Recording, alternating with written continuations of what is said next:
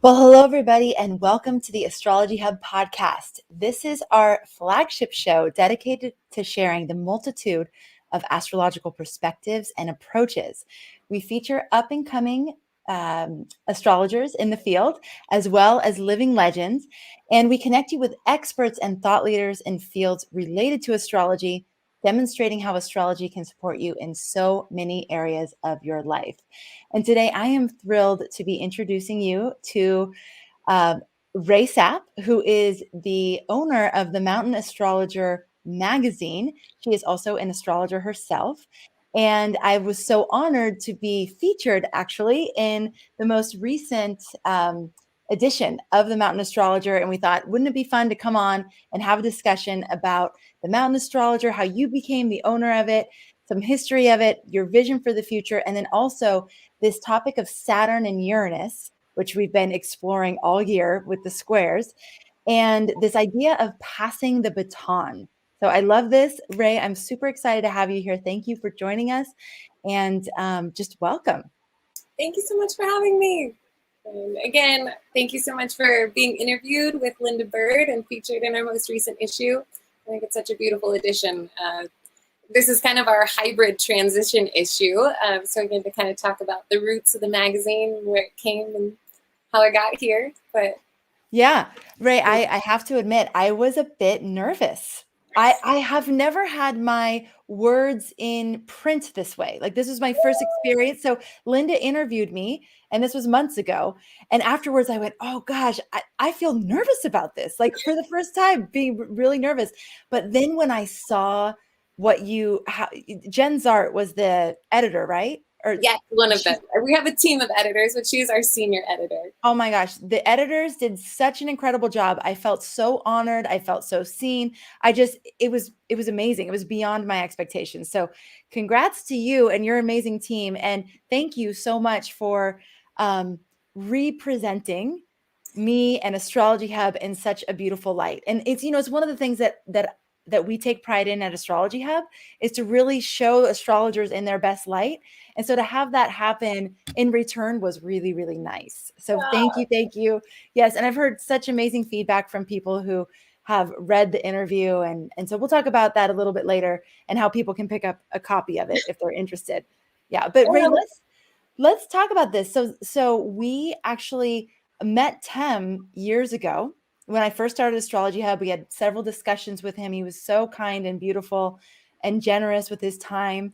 And he has recently graduated, which is what I like to say, recently transitioned. And so now you have taken over the helm as the leader of the Mountain Astrologer. So tell us a little bit about that story. Yeah. Okay. So real quick, my mom started studying astrology when I was 6 months old. So I was born into the art, and I've been studying since, I'd say, arguably birth. But so when I interviewed with the Mountain Astrologer, it was for the customer service circulation position. And it was really kind of a magical way of actually even just getting there. But that's a longer story and I'll leave that part out. But so in my interview with Tim, I had talked to him about how I was looking for a part-time job to help support me starting my practice because I had just graduated from Maurice's evolutionary astrology program. And he was like, okay, well, like, how long are you thinking? And I was like, maybe like 2 years. And he was like, all right, that's perfect. And I told him a little bit about the Which Way Cafe, which is my astrology business, and what I had hoped it to kind of come into. And he's like, well, that sounds like a place that I would like to visit. And so I do hope that someday these two will merge in that way. But so, yeah, I started in January of 2018 in customer service. And, it was definitely that feeling of, coming home because, like I said, my mom was an astrologer and I grew up like reading astrology books. Like, they were the first books that I ever wanted to read when I was young, and I would just dive into them. But also that feeling of kind of like going behind, the curtain of Oz, where there's that element of it's this beautiful, presentation of this art to our community in the form of a magazine. And yet it's this tiny, humble team that pulls it off in this, adorable little office in Grass Valley, California. And so that was, a treat in itself, of just to kind of see, this tiny group of people make magic happen. When I walked in, though, Tim's wife, Kate, was really ill and had been really ill since the end of 2017. And I was also the only person under the age of 60 on the staff. Whoa. So I was talking about Saturn, Uranus, generational squares, and kind of that bridging of, but so, like I said, right before we hopped on, I was telling her and Jamie in subscriptions that, we were still had this really old system where I would open the email with the order, I would print it out, and then I would enter what was printed on that paper into a separate database. And I had even asked them, I was like, well, can I just open the email and enter the information? And they're like, if you think that'll work. And I was like, it will. So it's been a lot of, upgrades, but, so there was a lot that they had on their plates, and Nan was getting ready to retire and wanted to retire. And so there was really this feeling of, this giant in the community, and also just going through their own struggles. And in October of 2018 was when Tim discovered a lump on his throat. And it was a really aggressive form of thyroid cancer. Mm-hmm. And so he was diagnosed in October, and he passed away in July of 2019. I actually kind of brought this with me because it was, when that happened, it was like, well, Tim, what do we need to do? I was like, we can keep this going, let's do this. And he was like, all right. And, he was in talks with Frank at the time, and Frank was going to take over. And, it's been a wild dance and a wild journey, to be honest. But so I put this little tank girl image up on our bulletin board. And it essentially says, I can't let things be this way. We can do this. It can be wonderful. Mm. And so it was really just all of us, coming together. And, Tim really held everything in his head. He was this mastermind. And so a lot of it was just me saying, okay, I need you to put this all down on paper for me, and I just asked him so many questions. And, it was a really grueling process because of his treatments and how fast it went. But so a week before he passed, he was like, okay, I'm making you operations manager, and, carry it forward. Here's the torch, see what you can do. And so I was really helping Kate and the team along. And finally, last December, we negotiated a sale, and here I am. Oh my gosh, that is an incredible story, Rae. I mean, really, I cannot believe that you started in customer service in 2018, and here we are 3 years later, and you own the company, and you're running it, and you're working to transform so many aspects of it and just really make it current. And it's just, it's incredible. And what I love is that the graphic that you showed, what does she say? She says, it doesn't, what does she say? So it has a curse word in it. If you need me to edit that out, I can. Okay. I can't let things be this way. We can be wonderful. We can be magnificent. We can turn this stuff around. You know what? I love that for the situation you were in, but also for the situation we are in, as a collective humanity. And that like, there's something so beautiful. And I hope you don't take offense to this at all. But there's like a really beautiful innocence and like naivete in a way of being like, we can do this. There's no reason why, but that's actually, I've noticed in my own life when I approach things that way, I get into like the craziest situations, but they're also the best situations. And if I had known more, I probably wouldn't have done it. So it's really good when I don't know and I go, yeah, let's just do it. And then you get into it and go, whoa, that was really bold. Like that was really. Well, I joke sometimes. I was like, if someone had told me everything that I was signing up for when I walked in that door, I probably would have turned and ran then. Exactly. But I'm, glad that I didn't. Exactly. But now you're here and it's good you didn't know. I also have a question about your mom because I have two little girls who I bet I can imagine them someday being like saying very similar things to you. Like, my mom started studying when I was 6 months old and I grew up with it all around me. What did your mom do to not turn you off from it? Like, why was it always compelling to you and not something that you were like, oh, that's my mom's weird thing and I'm going to rebel against that? I don't know. I mean, I think in some ways I really just kind of came into the art. Like, I was obsessed with it. There was nothing where she could have like turned me off. It was more of like, okay, mom, like, what can I learn next? And, she kind of started with, okay, learn everything you need to do about Aries. Start there, and she's like, and report back. And, because she had all the software and stuff, like, I used to play with astrology software as like, like I said, I had no idea what I was doing. It was just tinkering and like, okay, what's this symbol? And again, I have my moon in Aquarius. And so I really think that part of it is just, give me more. So as far as what she could have done to turn off, I have talked to other people who have grown up with, astrologer parents.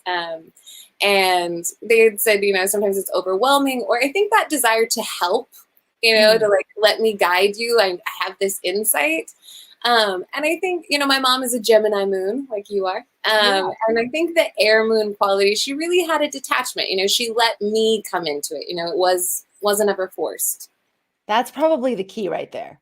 Is not forcing it down their throats and being like, you need to do this, or this is the way it is. And yes, I have one daughter who's very into it, and the other one who, I don't know. We'll see. Like, the jury's definitely out if she'll be that into it. Yeah.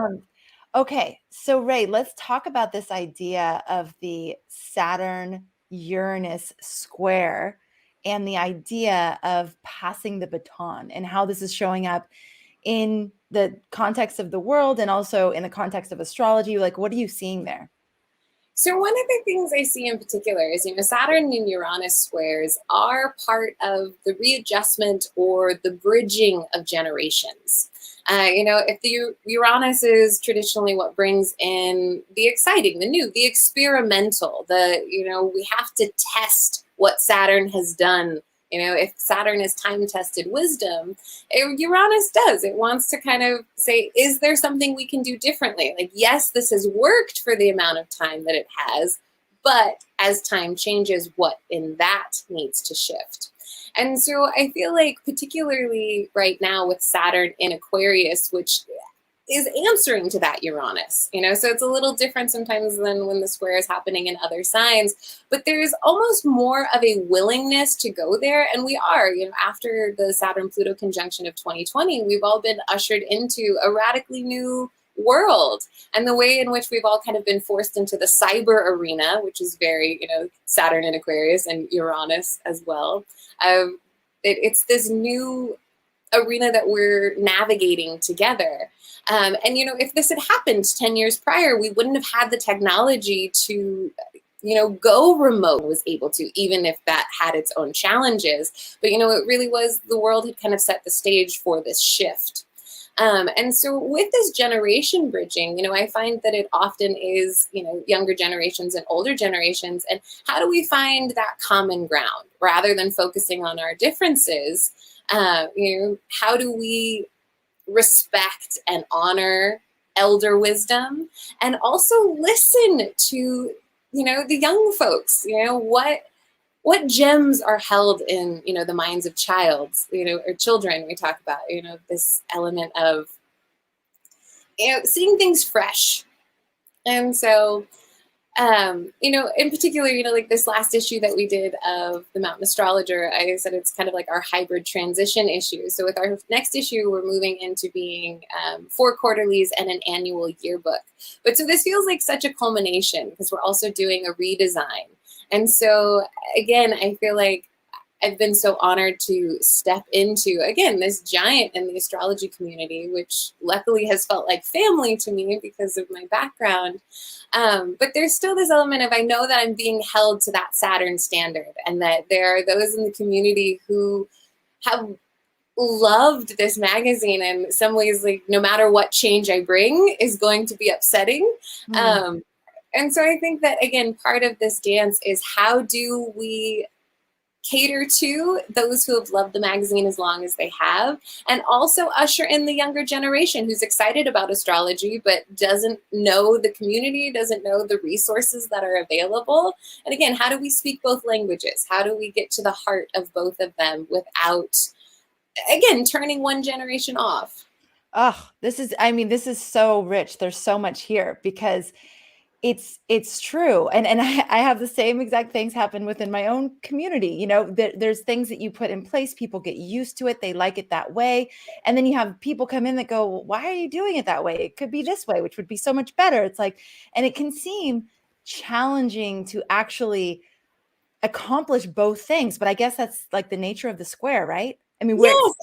it seems like you cannot accomplish both things, but I do see that the invitation is to, like you said, pull the gems from all of it, and really all of us needing to practice this like beginner's mind in some way. You know, all of us looking at things with those fresh eyes, like you said, and bringing in entirely new ways that could be even better. And I think it's like, you know, how can we just continually make this better? Yes, there's always that transition time that feels a little funky where you have to like reorient yourself to the new thing. And then I'd say most of the time it's like, well, the new thing is great. Like I'm glad we made those shifts. And it's interesting, Rae, too. I've heard from some of the more elder voices in the community that have felt somewhat kind of like outcast recently. Like they don't feel like their wisdom is desired anymore. And I'm like, whoa, that's not good either. Like we don't, No. you know, like that is, they have the wisdom, the experience, the years, the cultivation that they've done within themselves that is irreplaceable. Like it doesn't matter how smart and how amazing, you know, some of us are that are on the younger end of it.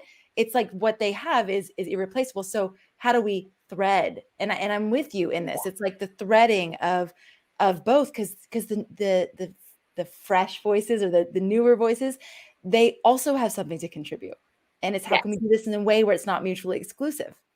Exactly. And like you said, that it's that creative tension of the square. And again, with Saturn and Uranus, I feel that they are so much of our social structure. And so again, when I say like bridging the generations, it's what are the foundations that we create so that we can build community, so that we can come together. And so like you said, of the making sure that the elders don't feel like they've been pushed not out wanted anymore. Yeah.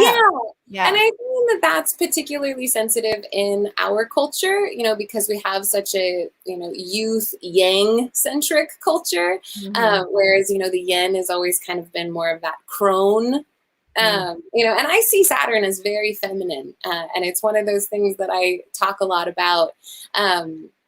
But so again, you know, honoring the elders, honoring the voice of the young, and again, that creative tension of where's the middle ground? What do I need to compromise on? And like you said, the discomfort or the edginess or almost the jankiness that comes along when we are navigating new territory. But I think the best part is really learning to listen, you know, because I think sometimes, especially with, you know, Uranian energy or Saturn and Aquarius, like sometimes it's actually that crystallization of elite thinking or, you know, I am above or I am superior. And so I think, you know, such a big part of this is the humbling to just be present with everything. You know, everyone has something to teach us. Whew, beautiful, right? And there's so many amazing things in there. The humility and then the listening as well, I think. And the elitism that can come in a lot on all ends of the spectrum, right? The elders being like, oh, you're young, you don't know. And the young ones being like, oh, you're old, like you don't get what it's like for us. You didn't grow up in this time. So that can happen on both sides. And like you said, that finding that space where we can be humble enough to listen to all of it and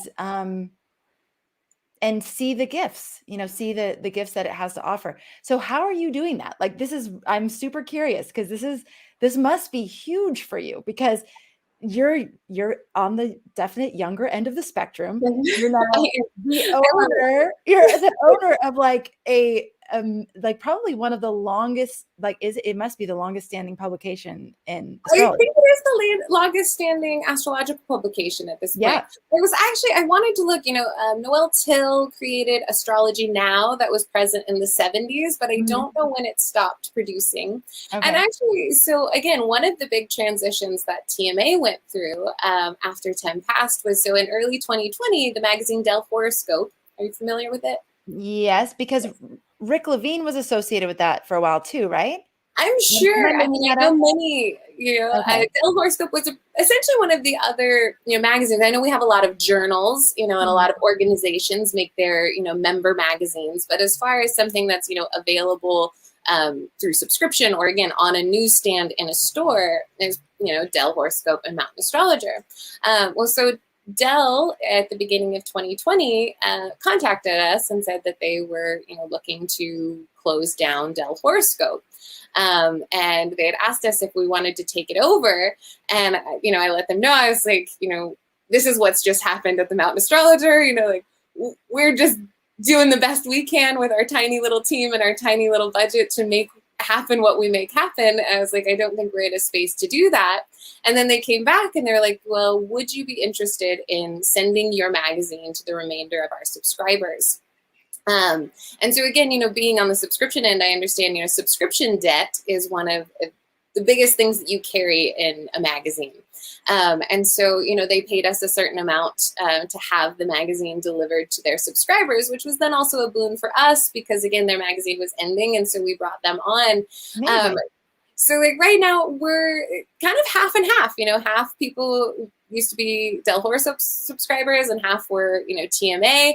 And so that also brings in another edge where it's not just the generational square of how do we bring in the younger readers and still make the older readers happy, but how do we make Del Horoscope readers happy and, TMA subscribers happy? And so there's a lot of juggling that's going on there. And I feel like, again, just as long as we present the amazing people like you have on your podcast and bring the community together and bring voices, it's such a hot subject right now and people are really finding their way to it in different ways. So what are your, you said finding those underlying principles that the community can come together around. Do you have those crystallized for yourself, or does the Mountain Astrologer have those crystallized, or is it in process? I think it's in process, and so I have Saturn and Uranus conjunct natally, and they sandwich my ascendant. So Saturn sits in the 12th house on top of it, and Uranus is right on the ascendant in the first. And so again, it's actually a passion of mine because again, also being a Capricorn, that reverence for elders. And I think that, and also again, the Uranus, so I also have that edgy radical of like, okay, let's shake it up. But I think that it's, again, kind of coming back to our humanity. And I think particularly as we become elders, that ability to remember what it was like when you were young, even if the landscape right now of what the youth is going through is so radically different than what it was like, again, even 30 years ago, the transformations that society has taken place is just mind-bending in a lot of ways. But so again, the ability to remember your own youth, and then to also remember that we didn't, as youth, we didn't get here without the guidance of elders. We didn't get here without their wisdom. And so it's I think one of the most underlying foundational principles for me is actually vulnerability, because again, as we kind of talk about elitism or, superiority complexes, I find that often just comes from a place of fear or insecurity. And when we can drop into, again, our emotions and meet people as, again, just fellow humans, that humble place of we're all here together. Wow. Rae, I forgot that you're a Capricorn. That you were speaking, I'm like, of course she's a Capricorn. We're literally speaking the same language when it comes to what we value. And I think it's so important what you're saying there in terms of vulnerability. One of the things I've noticed is that one of the most challenging things for us as humans is to really open ourselves up to feeling the spectrum of feelings that come when we take down the walls of protection. And that willingness to say, okay, like, I'm going to open myself up. I'm going to open myself up to this perspective. I'm going to open myself up to this person. I'm going to open myself up to this other way of looking at things. Being willing to feel whatever that brings up for us in the process is huge, because if we're not willing to feel it, we put up the walls, we put them over there in a box, and we just don't deal with it. But that's where so much of the conflict is happening, is, in my humble opinion, part of the core of what's happening. So I can see why vulnerability would be an amazing core principle for a company, for a group, for a community. Yes. And again, I think especially when we talk about, Saturn and Aquarius, and not Uranus, I mean, Uranus just in general, whatever sign Uranus is in, and Saturn and Aquarius, is because, again, that feeling of crystallization that comes with the sign of Aquarius and the planet Uranus, where even as we talk about objectivity with that sign, or again, that ability to have a higher perspective, can sometimes make you get stuck in that superiority of, I'm always looking at how things are, rather than, again, that process of, I kind of call it mortification, and how actually important it is for us to kind of step into the humor that is there, that actually how much we can laugh at ourselves when we're allowed to be vulnerable and kind of shed those icy exteriors. Yes. Humor is huge. Absolutely. And laughing at how funny it is to be human at times. Like, it's just, it's funny. The things that we go through, the things that we put ourselves through, really. Well, I always kind of talk about this with Saturn, of how bodily pain actually makes us laugh. Like when we fall, when we, eat, and then we laugh at ourselves. Like, it's kind of wildly hilarious to be at the whim of gravity, knowing that we don't have any control over it. So true. So true. So Rae, tell us a little bit about the vision for the Mountain Astrology moving forward. So you have this company that you're now at the helm of, you have the Dell horoscope that you're now in charge of, and we have the future. So what are some of the visions that you're bringing in? So one of the shifts that we're doing is kind of, we call it weird arts and culture.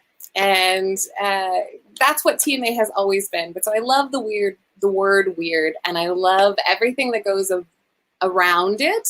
And I don't know if you're familiar with the history of the word weird, particularly WYRD. Only from Adam Summers' podcast. Yes. Okay. Yes. But go ahead, because I don't know that everybody's heard that. Yeah.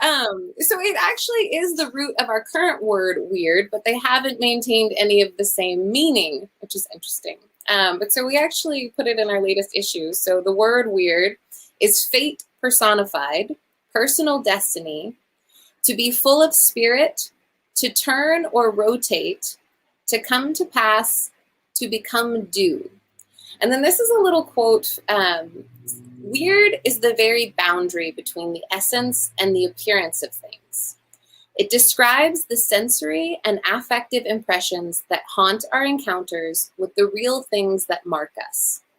And I feel like that right there really sums up the power of astrology in a lot of ways to me. But so we really want to bring in more artists from the community. So we're working right now in crunch period of a redesign that we're going to launch with the first quarterly issue. And part of it that we're working on too is digitizing the past. Right now we have the TMA digital library back to 1997. And we're working on getting those first 10 years, which again, it started as just a tiny 8-page newsletter in Boulder, Colorado. And so again, hand-drawn chart in the first one, amazing. I mean, how much is the statement digitizing the past a Saturn Uranus statement? Literally digitizing the past. That's beautiful. And I love that you said the definition of weird, because I was reminded, and I remember when Adam Summer would talk about it, I was like, oh yes, I love that.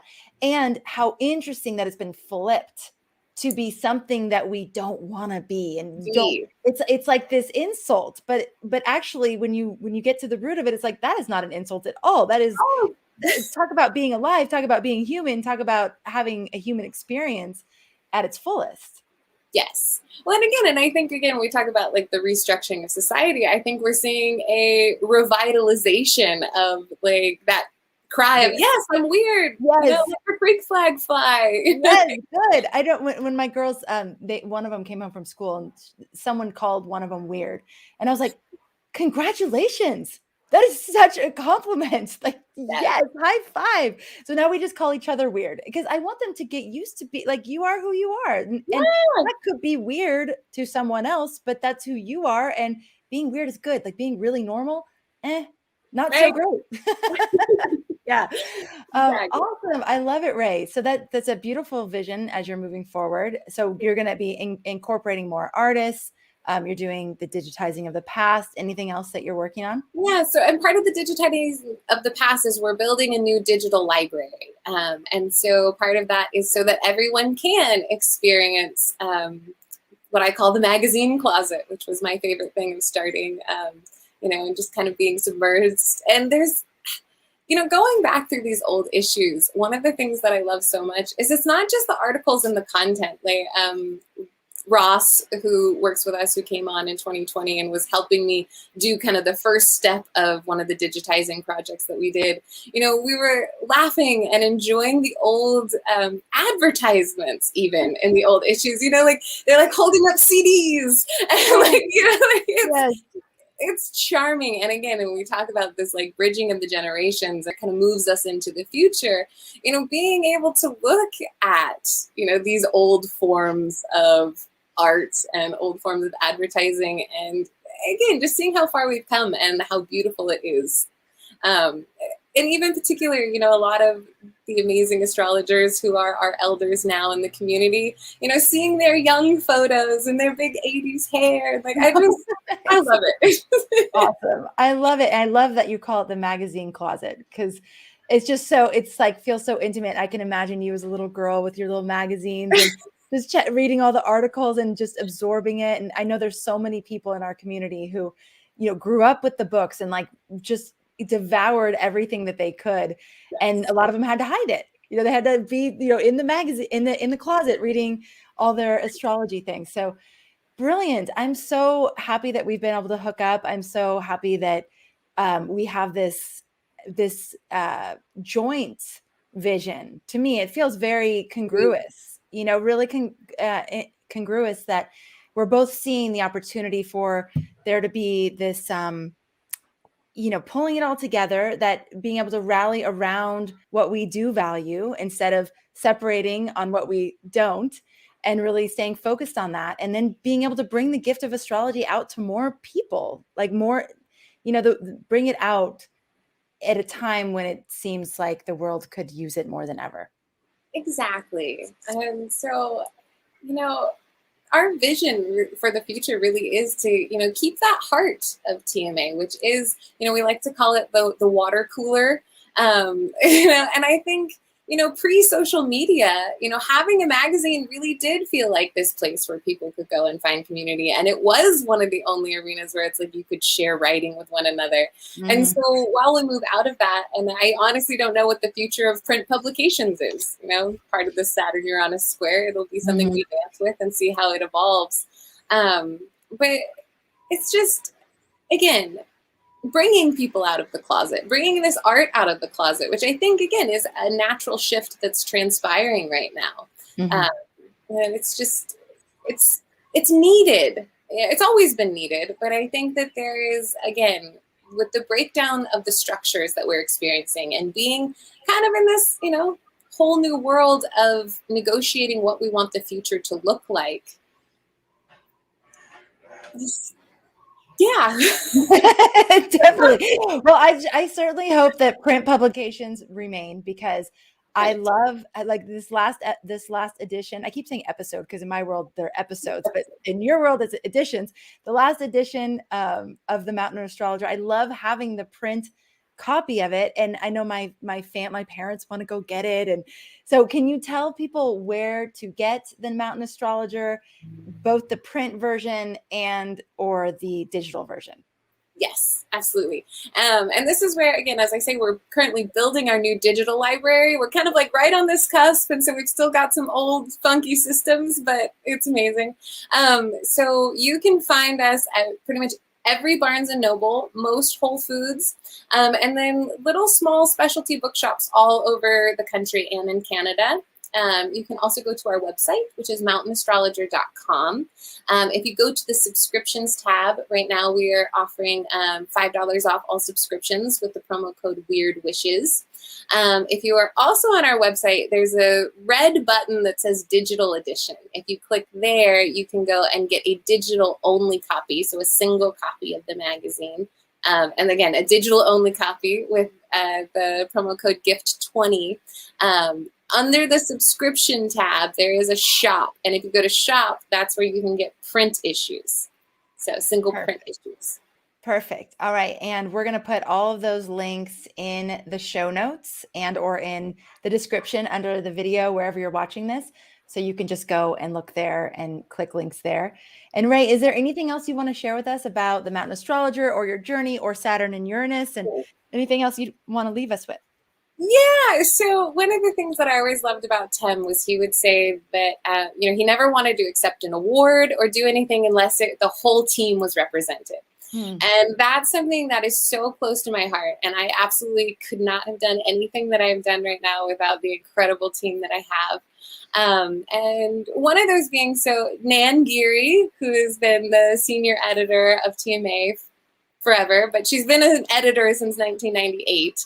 And she has totally been our, fairy godmother guiding the fabulous Jen Zart. I'm sure many of you are familiar with her. She's an excellent astrologer in our community. So Nan has really guided the two of us and, again, our whole team. But one of the things as far as this Saturn-Uranus square and the passing the baton, something that Jen and I have been also working on. It's mostly her project. But so she recently purchased the Kepler Library, which, again, physical books, and is working on opening Kaylee, which is going to be an astrological library. And so we're really hoping to kind of make it a destination place, be kind of this hub of the Renaissance of astrology. And again, both of us being so in love with print publications. And again, I'm glad you're on our team of wanting. There's nothing like it. You can't replace it. You just can't. Yeah. Yes. And I think one of the lessons you were talking about, the future. So again, us wanting to kind of create a physical space that people can come, there's something about, being able to tap into the energy when you are in person. Yeah. But so one of the things that Tim put on twice in the 90s was something called Planet Camp. And it was his version of a conference. But so what he had in mind is he's like, I want it to be in nature, and I don't want any, fussy hotels, and I don't want to have, selected speakers. I want anyone who feels inspired to get on stage and talk about what they want to talk about, and have it really be this, free flowing kind of, environment. And so depending on how everything moves forward with the world, we would really love to bring Planet Camps back in 2023. Oh my God. I love it. I love it. And that's so fun. And where is the bookstore going to be? So the library is going to be opening in Olympia, Washington. They're actually signing on the building right now. It just happened yesterday. So stay tuned. It's going to be really exciting. That is so amazing. That's just awesome. I love hearing that. I love what you all are doing. I love the enthusiasm and the passion, and we need all of it. Everybody with their ideas and their visions, and we bring it together, and astrology will be all around the world, and people will get to benefit from it. Yes. So this is beautiful. Thank you so much for sharing. Thank you so much for being here. I hope you all have enjoyed meeting Rae as much as I have, because we had several conversations, but I hadn't had the chance to really dive in with her. So this was fun to do it with all of you as well. And Rae, just keep going, keep being that bright ray of sunshine that you are. And I love that, just yeah, we can do this. We can do anything. Let's go. Very good. Yeah. Good message for all of us right now, especially now. Yeah. Well, thank you so much for having me. And thank you for sharing your story in our pages. God, such an honor. It was such an honor. I'm just wow. I looked at it and was wow, they did such an amazing job with this. Thank you, thank you, thank you. So yes, it was such a high honor to be included in the Mountain Astrologer. I was wow, whew, that means a lot. a lot to me, to my team, to our community. So thank you very much for that, Rae. You're very welcome. And Linda. Yes, and Linda. Yeah. All right. Thank you so much. Thanks for being here. Thank you for being a part of our community. And as always, thank you for making astrology a part of your life. We'll catch you on the next episode.